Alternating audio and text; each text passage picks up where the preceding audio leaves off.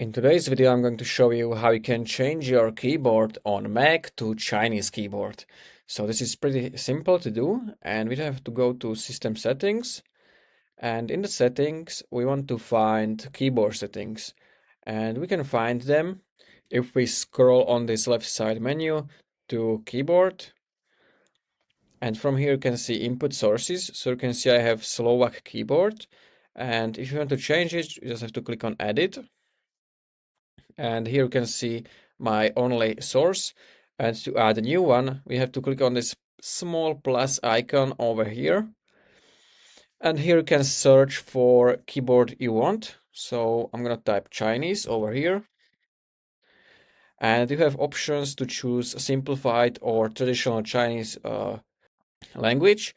And after that you can also select if you want handwriting, you want to stroke, wooby, and whatever you want. So I'm gonna choose traditional, and this first one I'm gonna click on add, and now you can choose like orientation. So you can choose either vertical or horizontal. You can choose font size, and then click on done. And now after you have this text input, we can go to this search bar, and we can simply search for notes so we can test it.